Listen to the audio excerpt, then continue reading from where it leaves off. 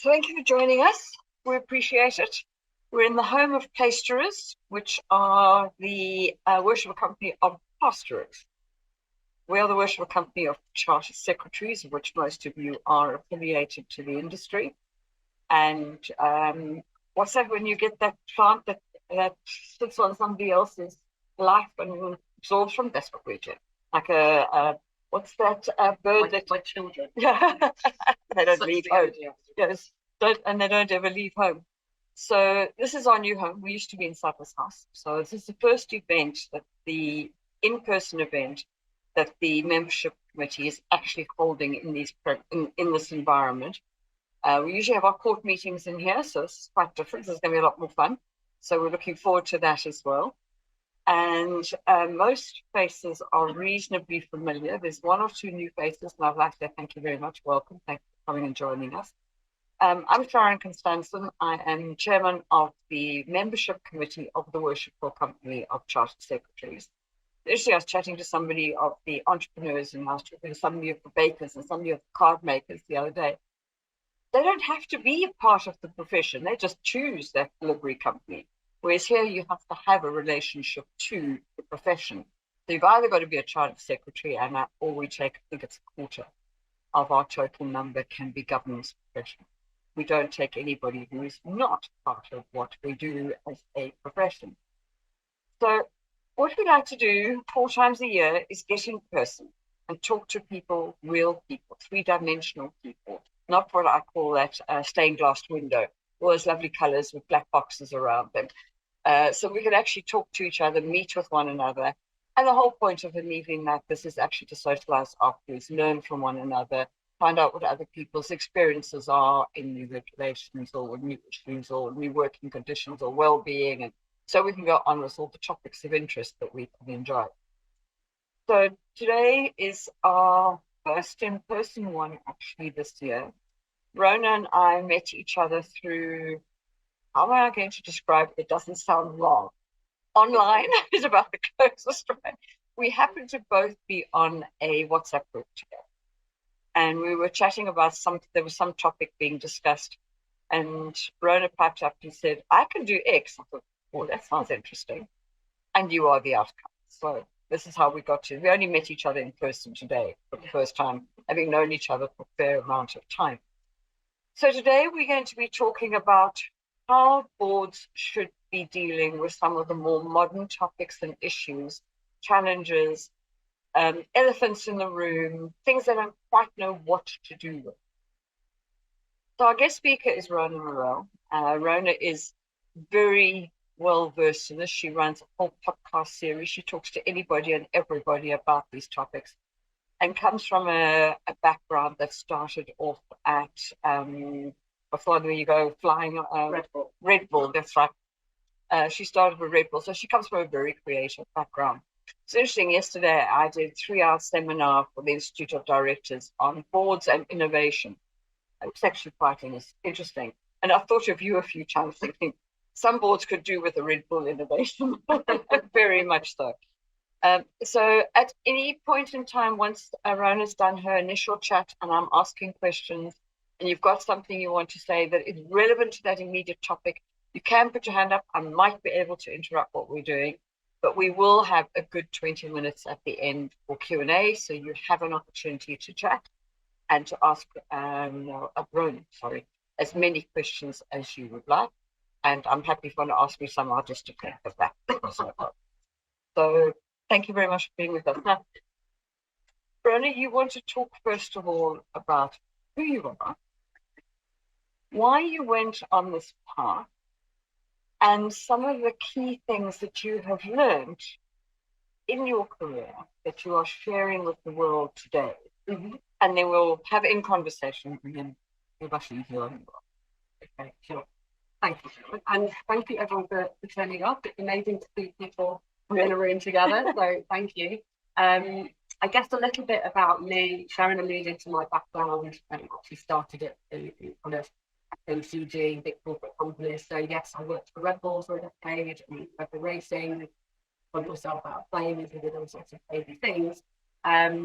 But during that time, I learned how to become creative, think differently, take risks, and we were very close to our board. It just was second nature.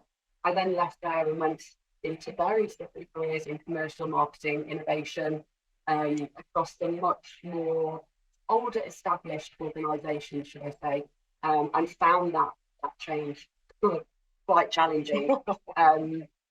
So I guess kind of grew up thinking that the medical way was the way how all boards would work, but being able to they take a challenge and but no.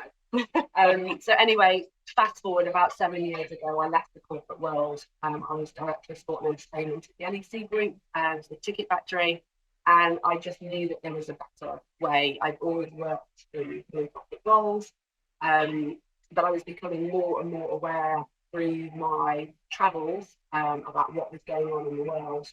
And I'm just quite inquisitive. So I was talking to a lady earlier about reading books, and I went out on my own. My husband got a small heart attack when I said, Let's love that. no, you didn't have a real one.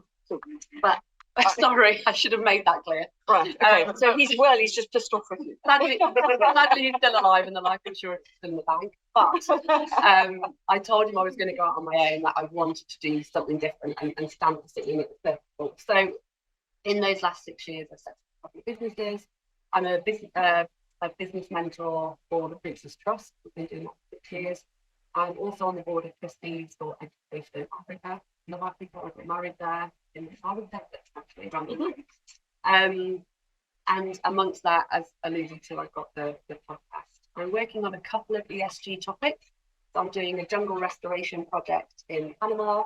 I'm working on a natural fertilizer project in California and a water initiative in India. But I think the reason why I'm kind of in this space is when I went out on my own and you have time to reflect and read and look at your career and being a mum and all of those challenges, I started to really scratch the surface around marketing and what it meant to commerciality and ESG. And I thought, well, I'm really going to challenge the thinking and the scientists, etc. And I kind of got to the same conclusion as everybody in my space has, is that the facts have been there for a long time. The science has been there, and there's a much stronger movement now. And I feel very passionate about ESG, but I'm also really passionate about the fourth industrial revolution, because it's coming at us at such a pace. You know, I'm reading books on it all the time, and then they're out of date. So that thirst for knowledge and those quiet periods when you are an entrepreneur, because there are some deep dark moments, and you study and you read and do what you can, you soon realise then that we're living in this kind of world where we're just so busy day to day and not actually addressing what I call wider than ESG and climate change, which is really systems change. So that's what wakes me up every day. That's what drives me every day. So hopefully that's a little bit on Yes. No, thank you very much. Do you want to just share a little bit about the ESG elements, the actual things that we need to worry about at board level? Yeah, start with a general, and then we can go into comments. Yeah, absolutely. So I think what's very clear at the moment at the board level is that there are very few people, around 2% of board executives, that have got the relevant skill set, knowledge and experience in the world of ESG and sustainability. Now, those two things are very, very different to start with. And that's through no fault of their own. It's not necessarily negligence, but if you like, but I guess the average age of people on boards tends to be much, well, my age and older, and I'm 45, so I don't mind saying that. And so I think as part of that, I think that the boards generally are quite risk averse. So when there's lots of new things coming in, so ESG to most boards means money, it means change, it means risk, it means I'm a legislator against yet, let's just hide away or let somebody else act first and then rules follow, or essentially when we're forced, we'll then act. So I think the combination of ESG and technology with the fourth industrial revolution is that it is going at such a pace and legislation is changing so quickly. Even I struggle, and I'm somebody who does this all day, every day. So when you're sat in a boardroom, and I've worked at board level in different functions, I know what those meetings are about. What's our weekly turnover? What's our monthly targets? You know, what's our profit line? I've worked in that world and I understand that. But the bare facts is that there is momentum, there are movements happening and changing. You know, from next year onwards, anyone with 250 employees and more have been reporting on carbon emissions. There is going to be carbon tax, plastic tax. There's a new greenwashing law coming in from the EU. Now, the EU and Switzerland are, I would say, far more advanced than the UK. So actually, if we want to look at that, I would set your goals in those two areas, and essentially it's coming our way. I know we're not part of the EU, so I don't want to start Brexit negotiations or discussion. But in terms of what's coming our way, you need to be equipping yourself with some of the companies out there. And the best place to start is to look at some of those businesses that have had the pleasure to start from scratch and put sustainability in from the beginning. Now, of course, you might say, "Not that easy. How am I going to go back and I'm a brilliant of 100 years of green history and infrastructure?" You can't just look all of that away. But I think if you want to look at best practice, there are one of the best places to start. How do we encourage it within the board? I think about 60 to 70% of all people with a sustainability title in businesses out there have come from within, being probably trained up, might have done the 10-week course at Cambridge. I did that. Although it's an amazing course, it doesn't necessarily give you all the skill set that you need. And inevitably, if you're trained from within, you will only learn your metrics and maybe your industry metrics. You won't be thinking wider. So there's a challenge there again around ESG, literacy, and certainly governance. I think one of the other things to really take on board is that when it comes to sustainability, there are 17 sustainable development goals and over 280 objectives underneath that. So we have what's called a lot of carbon tunnel vision, and everyone's just talking about carbon. Yes, it's vitally important, and you will be legislating, and you will report on that. But actually, we're moving away from sustainability to regenerative practices. We're moving away from carbon credits to biodiversity credits. Our biggest global tipping points are biodiversity, use of chemical fertilizers, water usage, and carbon. So that's just one of the big players. And greenhouse gas emissions, essentially, there are numerous gases. Methane, probably most of you know, methane is obviously 80 times more potent. I love the UK government. I hope you agree with the UK government. You know, but their next innovation is to give cows tablets that will stop them burping. I mean, I literally nearly fell off my chair when I saw that on the news the other day. Now, I'm not one to curb innovation and new ideas, but actually you're missing the root cause, and that's when we can start to look at systems. L'Oreal. No, wonderful. That was fascinating. You talked about the demographic of our boards not often today. Yeah.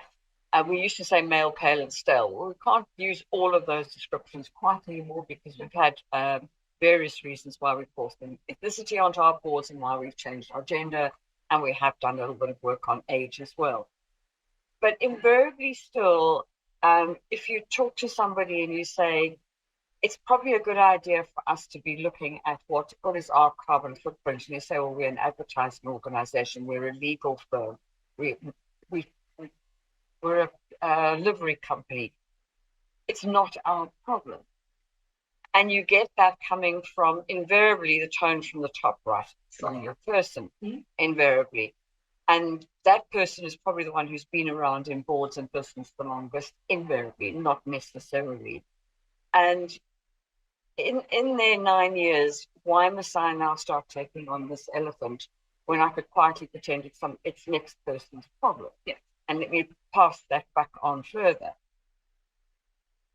I know the kind of struggles I have when I'm talking to boards to say, actually, these are one of the first 2 or 3 items that should be on your agenda: risk, strategy, new projects, investment, modern agendas. I call all of these things so they don't get scared before I've told them what it stands for.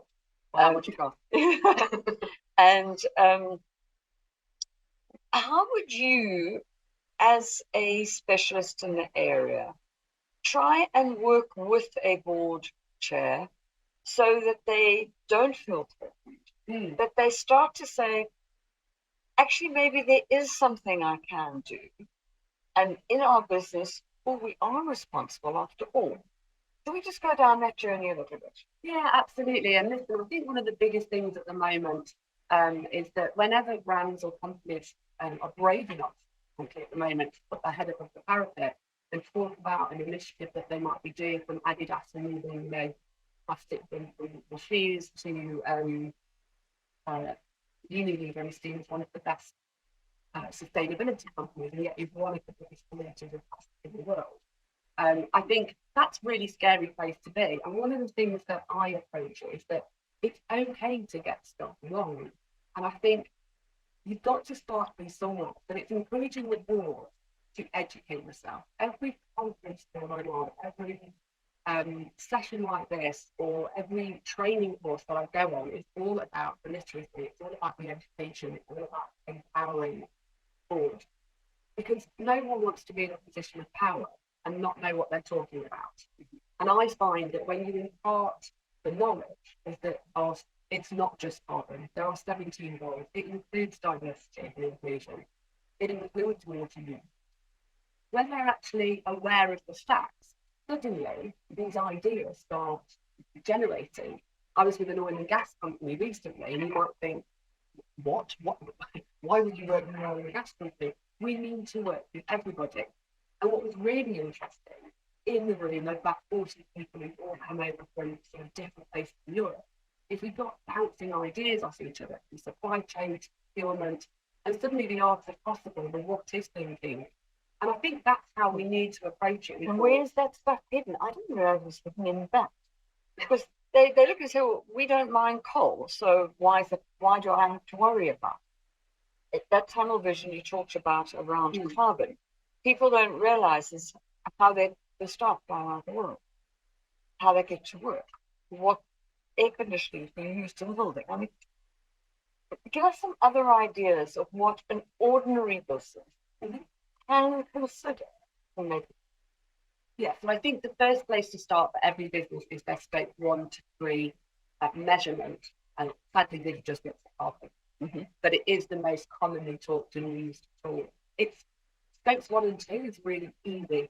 And so scope 1 and 2 are things that you can control. So the lights, the energy usage inside your building, your staff travel, diesel, all of those sorts of things. That's relatively easy. So also tools out there, lots of free tools as well online to measure that. Scope 3 is the challenge. So that's when we look at all of your suppliers. So if you think about, we look at Apple, how many parts go into this phone, I've now got to capture all the carbon emissions for every single item that goes into that phone. So that's where it becomes more stuff quite scary. The other place you can start is with the science-based targets. Now they're legislated, they are quite well known. To give you an idea, it's increased in about 38%. About 18,000 corporations now signed up to these targets. However, only about 300 are actually really reporting on it correctly. Okay, so there is a long, long way to go. So there's another comfort for your board, is that there's plenty out there getting it wrong.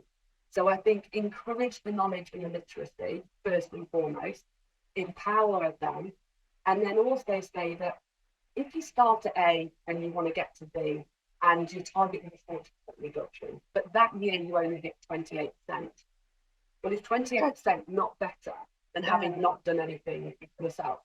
As long as in your annual report, you declare the results and you say, and this is what we're now going to do. Another little thing that's quite good in terms of carbon, please, one of the things I'd love you to take away is have a little play yourself, work out your own carbon emissions. So as an individual, as a husband, wife, family member. Have a little look at what you do in your home. I'm really passionate about that. So I asked what's called sort of a planetary citizen. So I've been testing and trialing all sorts. So I have my shampoo and conditioner and soap, they're all soap bars. They are removed the plastic there. Use toothpaste tablets. I've moved my banking to green banking. I've moved my pensions out of fossil fuels and tobacco. I think when you start to play around with it yourself, I don't recommend a dog food. But I tried that one. The dog loved it. It was about £80 a bag. And I thought, you know what? Bank manager doesn't. Yeah, I was like, so we've got to be realistic about the cost of these things. But I think essentially, people think that they can measure their carbon. Oh, great, I produce 50,000 tonnes. I'll go and buy 50,000 tonnes of carbon credits. That's really just promoting business as usual. You're not actually changing your behaviours. So what you need to implement and start to talk about is how you as a business, you as an individual and family, are going to inset. And essentially, how are you going to reduce those efficiencies and carbon emissions through the business? You think of things like sensors for lighting, reuse circularity of water, reuse of materials. Not bringing plastic in, for example. Yeah, I Not mean, burning things inefficiently. yeah, sometimes I get people say, oh, I'm doing really well. We don't have plastic water bottles and we turn the lights off. And I'm thinking, that's a great start. But there's so much more to go at. And if you can familiarise yourself with just the 17 goals, just their titles, that will give you enough kind of creativity to start talking with your boards and say, well, actually, out of these 17, what's your mission, vision, and value as a business? And which ones will be most aligned to? You can't do them all. It's impossible or too many. And if you are a business, say it is the plastics, then we look at construction and consumption and energy efficiencies. Those will be the sustainable development goals we would, navigate towards. Those that marry who we are and what we do. I genuinely do think that once the boards are given the knowledge, yes, and the permission, and you take away from them the fear of failure, fear of looking stupid, and the fear that they will be held accountable at that inappropriate place they're at that point in time. And yes, they should do in 5 years' time if they're still done that. And yes, they should be scared of it by then, because they should have done something 5 years in between. So at this point in time, what I'm hearing you saying is it's still not too late to make that effort and make that difference and not be in a position where you are at risk personally. Yeah, I think this key thing now. So if you're a business owner, you will know now that the banks are asking you if you want to borrow money, if you want to lend money. ESG is a fundamental factor of the metrics and what they're looking at. Employees now, they're moving companies, the companies that have got more purposeful mission, vision, and values. Investors are turning away. You've got big banks. We haven't even touched on kind of technology and upside of it. Don't worry. We've got big banks moving away from fossil fuels and the impacts of that, and how you can cut out the middlemen. For a board, it's essential because it is their accountability and it is their job, essentially, to report on these things. And if you get caught out, if you don't provide the data, believe me, there's someone annoying like me that's probably scratching and having a little look at what you are doing. And I see that every day on my LinkedIn feed. People calling out L'Oreal, people calling out, shouldn't really mention any other names, but we're all guilty of it. How many of them drive? Who has got an electric car at the moment? Okay, so there's 3 of us. But you look at electric vehicles, we have to mine the raw materials. So we have to look at this through the full supply chain. And when we talk supply chain, it doesn't have to be products. That includes services and the people that we work. No, very important. You said a moment ago about the technology side, but before we go there, and I do want to ask quite a few questions around that space. In a conversation I was listening to today, that one of the questions in the webinar was asking about the genuine business ethics around carbon credit, which is interesting. She brought up exactly the same thing.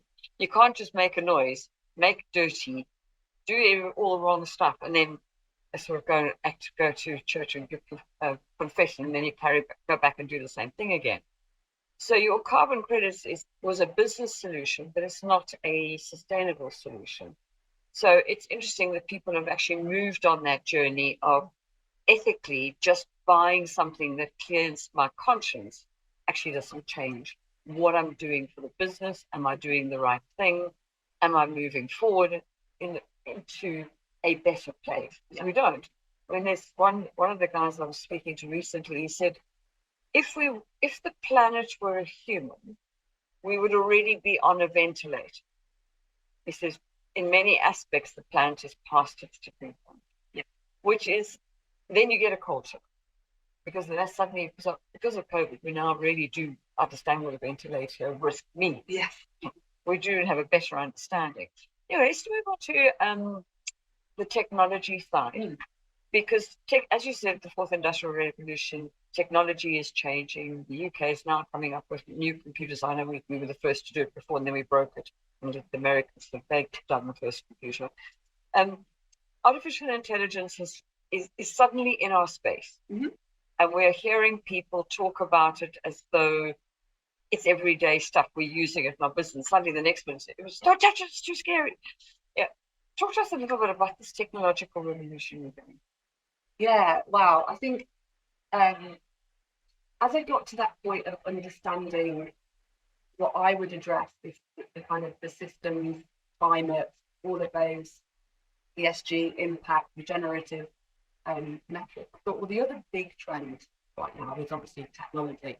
And, if I talk to my daughter who might be playing on Roblox and she buys an outfit, she doesn't know that that's an NFT, a non-fungible token. She just knows it's an outfit that she's bought. So our children and grandchildren are growing up already using this day to day. I've seen some insane avatars that make, even Call of Duty look frankly like I call it. So I think the pace of what is coming our way, so you've got tokenization, you've got crypto, you've got blockchain, you've got IoT, the Internet of Things, you've got AI. I mean, for most people, that's a really uncomfortable topic. Like, what the hell is any of that? Like, what is the Internet of Things? And essentially, years ago, if you remember that to kind of touch base with your friends, there was one phone in the house, and your dad would pick it up and go, "It's here," and come running down, and then we got a little bit more forward, and we got faxes and bleepers, and now we have the phone. Now we have smartphones. The Internet of Things essentially is I can put my heating on, I can turn the lights up. We are so interconnected, and that's the similarity between climate, sustainability, and technology, and the interconnectedness of all of it, and how you touched on it earlier. Planet Earth will be absolutely fine. Mother Earth is very clever. It's actually the bigger question is the future of humanity. Where will AI, computer, chat GPT, has anyone had to play around with that? It's fascinating, but what worries me is it knows too much about me already, and I haven't even started telling it. Yeah. So you want to put your name into chat GPT. I mean, we've all probably done it on Google at some point. But yeah, I think that I don't like stalking myself. No, but then it does make you realise, doesn't it? I think, I think obviously putting myself out on the podcast and that didn't help that. But I think, I think first of all, take a step back and just understand what each of those things are, and then cryptocurrency. For now, it's coming, okay? But just forget. The main thing really to think about is how blockchain and AI is going to impact towards governance. So a recent study, for example, said that in the US, up to 37% of all jobs would be at risk. In automation, there's not many things now that a robot or AI can't do. Okay, Elon Musk famously, asked for ChatGPT to be stopped. He was actually one of the first investors in it, and now he's opening up the right way to that. So boards may think, we get rid of all my staff, I mean, save lots of money. But essentially, let's be honest, if that happens globally, we will have civil unrest, and that sounds quite scary, but that's the reality of it. So it's critical that we think about how we upskill our workforce into the next technological revolution. How do we use blockchain for smart contracts, procurement, and how can we use it to kind of increase efficiency and give the board more time to think about critical decisions instead of getting lost in the weeds? And the degree of one truth, transparency, clarity, all these things that boards waste a lot of time on trying to get the information they need or think they do need, but they haven't quite worked out what that is, but that's a different equation. Yeah. And then you're sitting with an executive saying, I don't have the tools, I don't know how to do it, I don't want to tell them. If I do tell them, then, and so you get all these interconnected issues between humans again. Yeah.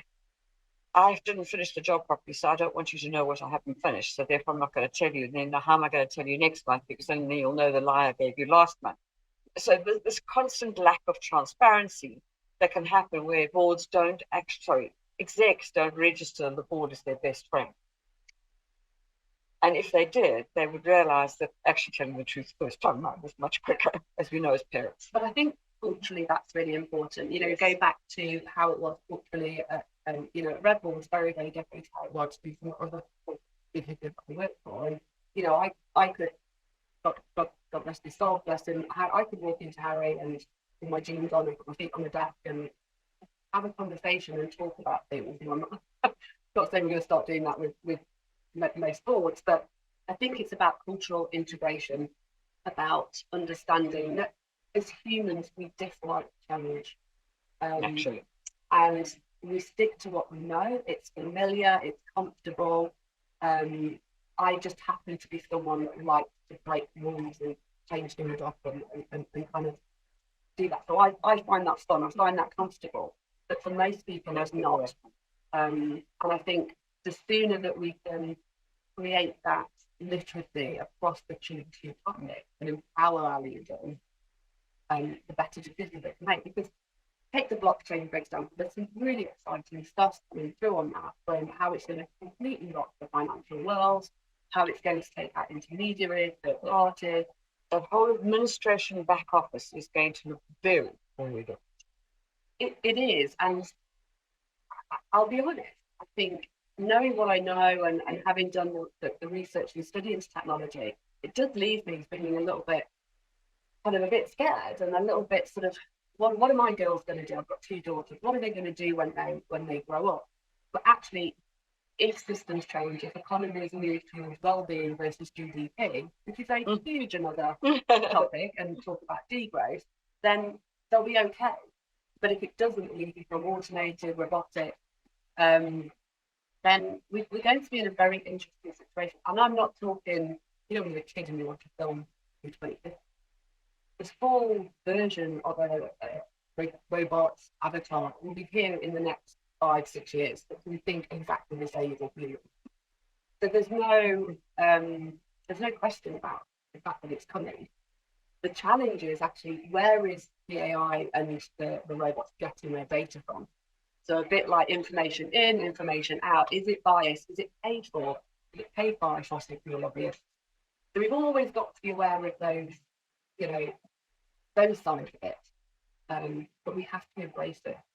We have to, and the more we learn quickly with it, hopefully we'll have less disasters. I come from the financial world where you've got these pre-programmed trading systems, and they don't know when to stop and to turn the corner. Most humans do, naturally, because we are more risk averse than a computer program. We will stop sooner than a computer program will. So we will see in the forex markets, because that's where I am, it's the most liquid market in the world, the degree and variation of change is huge because the computers are stretching the highs and the lows far more than humans would do. So humans, we say, okay, at 52 it will turn, and the computer will take it up to 90 something. And then suddenly there'll be a cutoff mechanism in the code and it'll stop then. but it's way further than where the human would go. So I can see that just in my day job. Yeah. And we've had to change our whole psychology around what we expect to happen, because we know that the global markets are being led by computers and not by humans anymore. And it's actually quite frightening. Yeah, and I think if you look at all the big players that are coming out in the world of AI, it is all of your, Googles and Netflix and Microsoft, they're all there playing in the field because they recognise they need to be ahead of the game. They recognise they need to understand the DNA of, essentially of what's coming. So I talked earlier about the double restoration project in Panama. I'm using blockchain for that simply because I want to show that when someone buys a biodiversity credit, which is an advancement of the carbon credits, that they can see that they spend £10, £9 goes to the project, and £1 stays. And then you can literally see that financial transaction. I'm not tying people into 10-year contracts. I'm not, running off with the 50%. money. Mm-hmm. Yeah, there's some big pension funds stuck out there, with billions of money from carbon credits that is not going to these projects. So my intention is to use the blockchain for good, and that's how I've been using it. It's a very interesting example, because a lot of us say blockchain. So what is that? It's an administration system, and make sure that I don't have to have 3 people doing recons all day to try and find the missing number. And that's how most people will think of blockchain is going to take that away. What I like about what you've just shared with us now is the transparency and the visibility that blockchain is going to bring us. And that's it. I mean, in its very simple form, it is a blockchain. But every bit of data you put in, so for example, if I go to Panama and I've got my 3 by 3 meter square plot and I plant my tree, I take the photo, I load it onto the blockchain, that's there forever. No one can argue that I did or didn't plant that tree, or I do or I don't own that land. And so essentially, that's the force of good for blockchain. So we use that for credibility and transparency. And we talked earlier about cryptocurrencies, and they are here to stay. People are doing their own cryptocurrencies, and it's how we pay. You might have seen like recently in the UK, the guy goes up to buy a bunch of bananas at the origin. What have you got? Got fibre, sorry, crypto only, Bitcoin only. So it's coming, but I think my advice would be understand some of the benefits of blockchain and try and combine that with ESG and look at some of the circularity options that you can use it for and the benefits. But always challenge it, for sure. Always challenge, where's that information coming from? What does it mean for me? And who could have damaged, and how could it be misused? Yeah, ethics is a big thing for this sector. So as I touched on earlier, it could easily be, well, actually, I've got my manufacturing, that could be automated. I don't need a marketing team anymore. I can get a PowerPoint presentation. I don't need anyone to proofread for me. All of these things suddenly start to be, cost saving. Essentially, if humanity is, I guess, to survive, we are humans. We thrive off each other and energy and working with you, having a good row and, moving on from it and all of these things. And that won't be able to be generated. So there are a lot of ethics. It is going to require global alignment on legislation for this at governmental level. We're not seeing that yet because they don't know what to do with it. Mm-hmm. And it is moving so quickly. What you're seeing is that the powers in technology are running the rules, if you like, at the moment. So interestingly, definitely need some legislation, and quickly before it gets out of control and become, scale up. Look, the global south is already disadvantaged from equality, poverty, education, healthcare point of view. But one of the biggest areas of investment right now is tech. If you look at tech investment versus sustainability, climate investment, climate's here, tech's here. This is where everyone's going. This is where they see the money. This is where they see the return on investment. And it's a quick return, whereas your environment and your ESG aspect, that's a long-term gain. It's doing the right thing for long term. It's not necessarily giving you an instant return, something you can sell and make a profit on. And I think that's where we can change the board. So as boards are already accountable, they'll become legally accountable, so that they have to look at the environmental impacts of what they do as a business. How do I impact people, diversity, water source? If you look at Britain, there's 377 outlets into the ocean distillery. How much money do we pay water companies to deal with this? That has to be accounted for. So now we are seeing people being fined for that. There's Brian Earth, for example, who are taking massive players to court over lies and greenwashing. So you can run, but you kind of can't hide anymore. I think that's probably the safest bet. And like I say, it comes back to just get yourself educated, have a look at what you can do, give it a go, get the reporting done, and work with external people, or look at this. We don't need any more technology. We're all hidden in this world of our tech will save us and carbon capture. We are relying on the fact that this technology can work by 2030. We don't even know if it can. And we know that 1%, nearly 1.5% of our heat rise has been included in those numbers. But guess what? It doesn't work. We're not going to hit 2 degrees of warming. Yeah, which is a major challenge. One of the things, I come from a governance background, so of course I would now think the way I'm about to describe. I think ESG is the wrong way around. My view is we have to start with the governance. And if we can get our governance right within our organizations, we get our mindsets right, we think about the long term, we then can consider social, community, society, supply chains, all those other aspects of how we are going to deliver business and deliver to people and to our stakeholders, the other S that's in there as well. At that point, we're in a position where we have the mental capacity and mindset to say, now we can go and do the other right. Our business is sustainable, our people are sustainable, our stakeholders are happy, investors, we're catering for all of those. Now it's time for us to really focus differently and pick up that entire ESG element of it, which is very difficult to start with. We haven't got the other two in place. And I do the same with DE&I. Inclusivity mindset first. Then you actually have to have all the equity systems in place, the procedures, the policies, and getting the way you do things in your business. And then your diversity will be here. So a lot of people in the ESG world and the DEI will get very upset if you and I turn their life upside down. Listen, I think that there's a lot of buzzwords, and I think just understanding the difference between ESG and sustainability. Yes. But I think you're right. I think that the boards in terms of accountability, but also just for them to empower others as well. It's okay to say I don't know. Millions of people out there that don't, and I'm learning every single day. Exactly. Which is actually really quite interesting. So if we were talking about where do we start, and one of the other thing I wanted to just cover was we have people talk about carbon, we have people talk about climate, we talk about the planet, we talk about green. How they all fit into the E. The sustainability is the other one that goes in there as well.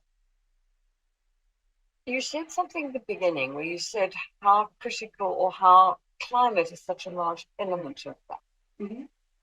Please give us some help as to, we don't want to go out and just have trees only when we're talking about the environment. What are the things we can do in the climate space, Yeah. I think the two words that work for me is people and planet, and that's going to cover all elements, whether that is diversity or whether it's inequality, poverty. I think, to me, if we really look at the topic, it is really about systems change.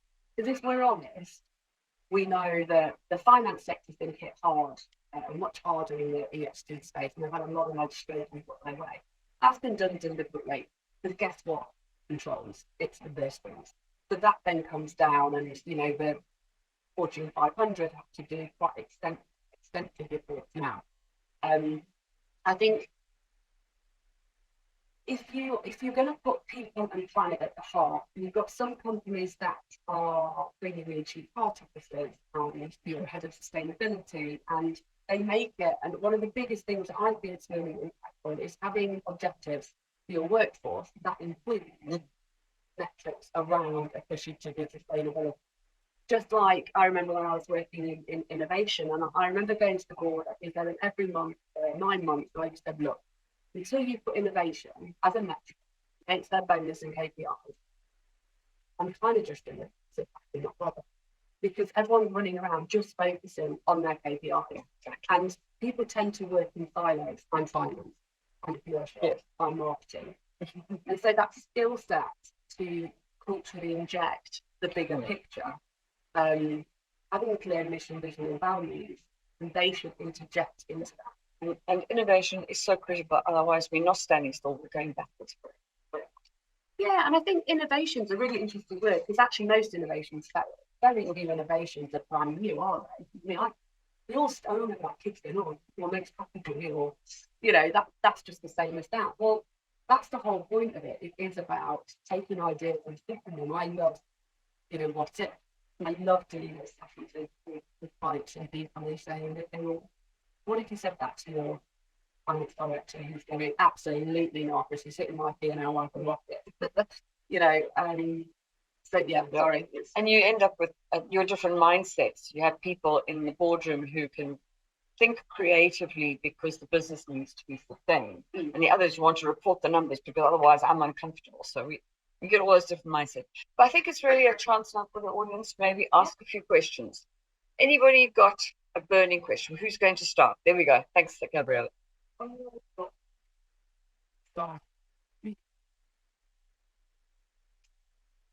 Yeah, so what happens when you truly just put the country there in the past day, but what happens when they were rock sharing the fight once you 3 years? About it, no, once it dies, 2 months later. Oh dear. Oh, that's negative. My poor tree's died already. I've even given it a shot. Yeah.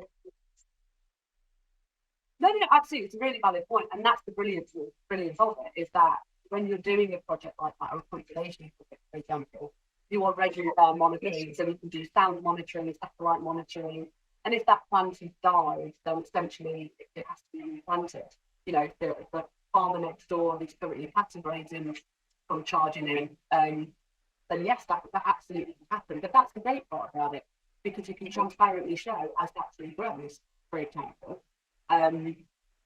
Equally, if that elephant, or jaguar in this case, comes in and starts leaving footprints and things like that, then we can show the pictures.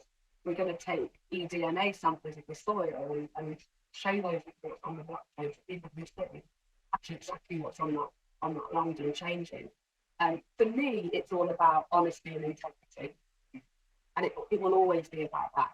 So most people won't like my biography because they're too honest and they're too transparent. But that's what and how are we using technology to drive that changing behaviour, so things aren't hidden behind a P&L or in somebody's shareholder's back pocket.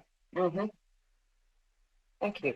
Yes, I'll let you know what I need for the I think you just got this on his nose.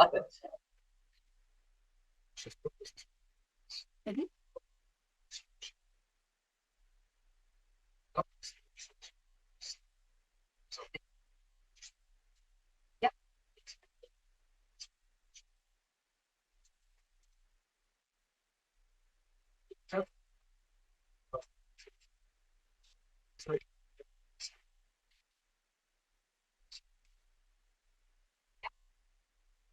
So, excuse me.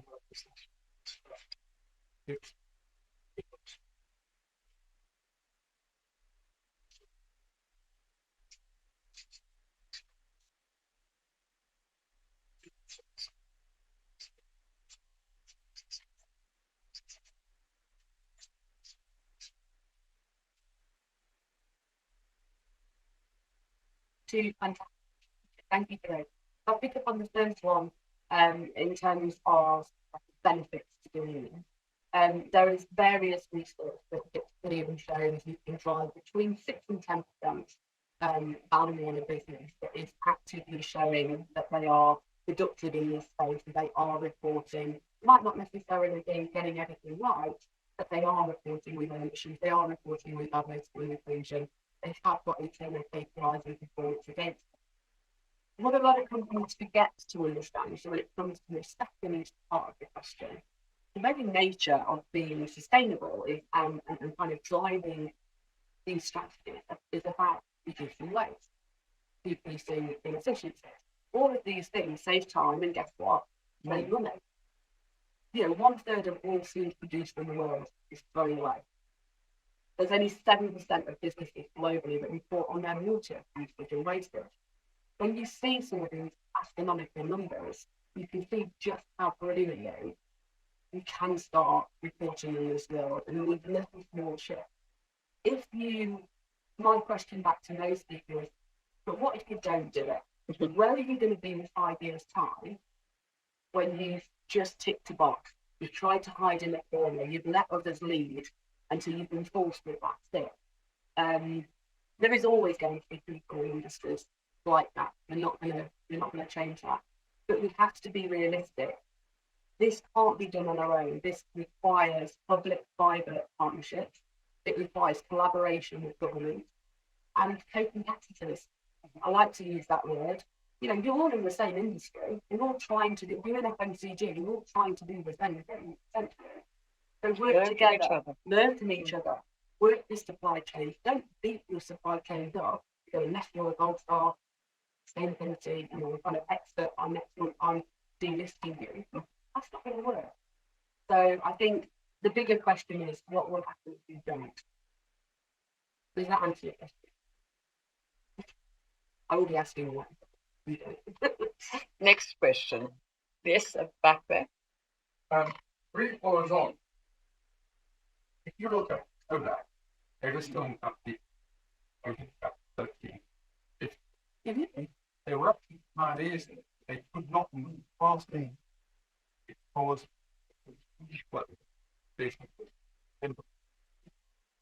you look at oil and gas, none. Mhm. Also look at the S&P water. Then you look at the share price of BP, look at the opposition.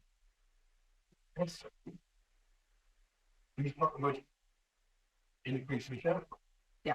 It says, yeah. So how do you talk forward about anything? Moving when you see actually bad. Thank you, you are. Yeah, look, I think when you look at the share prices, for example, of fossil fuels and oil and gas, so like, even today, the head of the International Energy Foundation has said, you all have to come back. Anyone who is now talking about new coal, new oil, new gas, it doesn't matter what way you put it, it's not clean energy, you are effectively going back on any of your commitments before we need. So we can't turn gas and oil off tomorrow. It's not going to happen. And then it did slow that one down too. Yeah, and equally with the war, we've seen the transition into renewables a lot quicker than maybe we would have done, which is a good thing. But I don't think when you've got that much money and that much power, COP27, for example, I was at COP27, and 600 fossil fuel lobbyists at COP27. The head president of COP28, guess what? President of one of the biggest oil and gas companies in the world. So actually, am I going to bother with COP28? No. You know, do we need a citizens' assembly? Yes, I think we absolutely do. There is now more momentum. There isn't really a week that goes by that I don't hear something about climate change on the news, or I'm seeing it in storylines, in programs, and programs that the kids force me to watch on Netflix, to everyday programs that we all watch. There's always going to be cynics, and all I can say to that is, I know what side of the fence that I'm trying to work on and trying to work towards. I can't fight against an oil and gas company. I can work with them, but I haven't got that money and I haven't got that power. If I did, God help me. But, you know. But the nice thing is, if there are lots of people like you, many businesses that are not the big oil and gas companies, and they work out that doing one or two metrics different, yeah, they are making a difference. And I can correlate it to a story where a single person, a mayor of a town, made the decision that a difference could be made in cleanliness, potholes, crime. Yeah. Was it one person? And that one person said, and that's it in New York, 0 tolerance.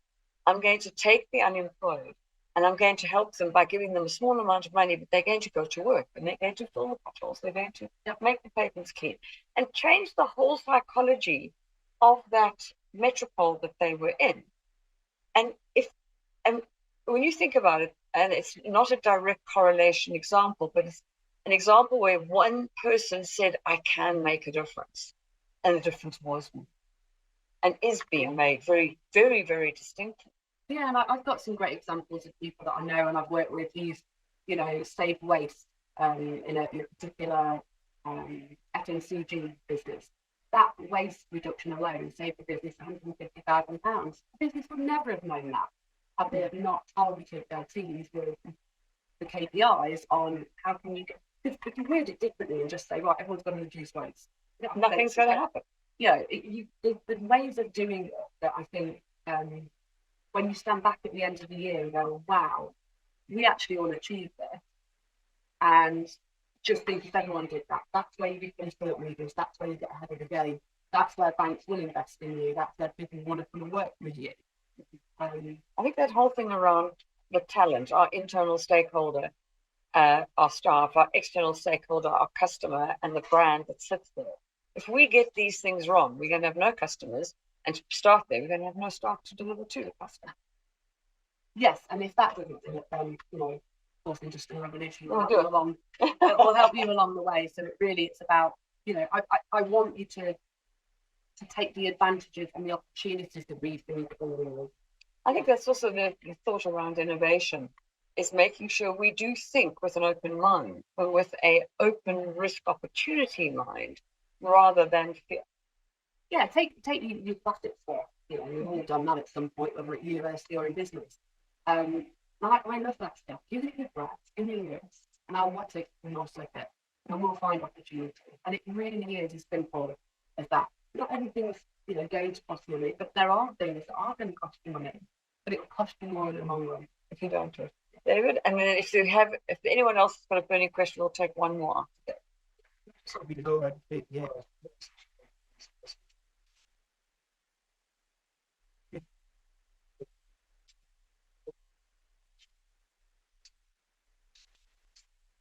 Which makes sense.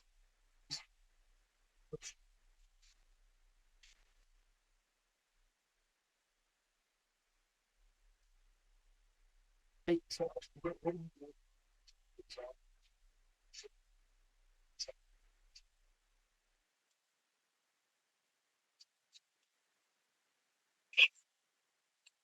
done great. Yeah, great question. I think if you look at companies like IKEA, Adidas, and go onto their websites and look at how the real power of this is storytelling. It's not really about the report. The report's the kind of, well, I've got to do it and I'm kind of making it look glossy. It's really about the storytelling. So take a leaf out of the book of really well-known brands. Think about clothing. Think about those that are great at storytelling. They are the best examples. But don't be afraid to scratch under the surface, because I have people say to me, "Oh God, you're a tree hugger," and I'm like, "Well, I've been known to do that, in the past, but a little bit more than that." So I think just start. Just take one objective, take 4 objectives. Just start.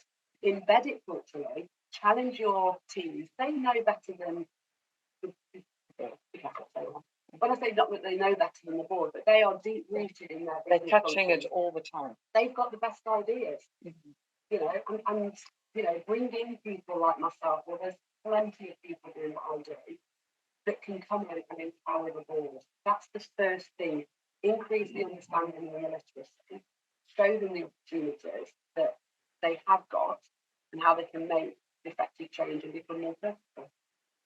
Last question. Yes, thank you. Oh, not you. Phil, A short one, please. Yeah, go on. You're going to challenge me now, I can tell. No, I'm going to challenge what's happening. Is the World Economic Forum, and I think they do that same. Mhm. So, ESG is a couple of just think that carbon.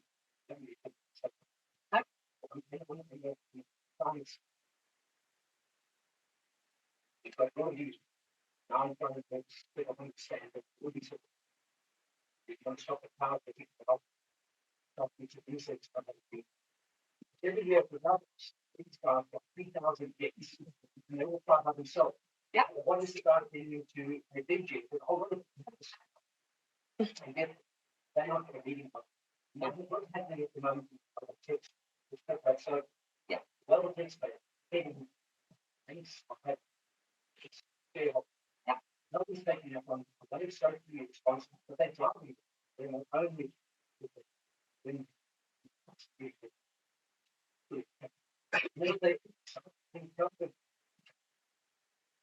the world is not people intelligently honest.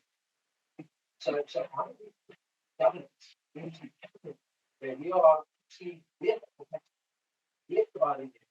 Yeah. And the doctors that make the rule on this and they make the doctors really see what is the notion boarding in the doctors watching you and who will not nothing else works in you.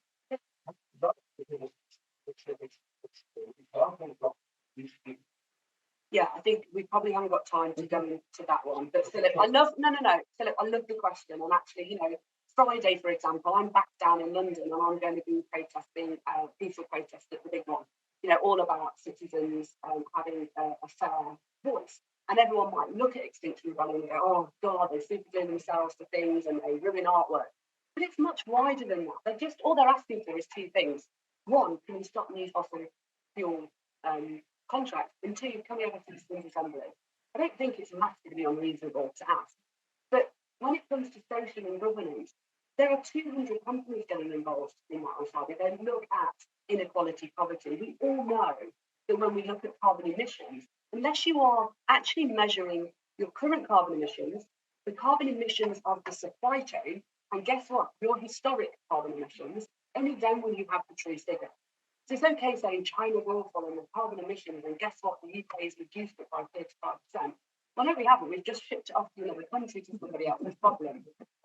So I think it's about being honest with the facts.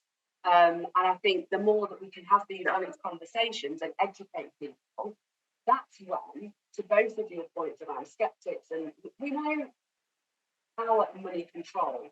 So probably 50, 60 years ago, the difference between a worker and a CEO was about 10 times the salary. That's now over 350 times the salary. You know, you look at richer nations, are we any happier? You know, when we look at well-being metrics, suicide, gun crime, mental health, depression.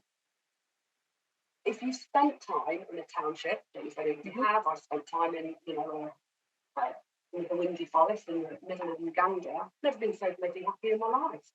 Surrounded by people who had zero, but were willing to give everything. Our whole way of measuring GDP, interesting book, it's got one called Earth for All, and it has some real game-changing 15 principles around, you know, sort of like a national, global salary, which is $15,000. Yeah. Interesting quote. I'm going to finish with which I read yesterday by this gentleman who said, the poorest people I know are the ones who've got money. Mm-hmm. So on that note, I think I'm going to allow you to go and have your wine. And food. Thank you.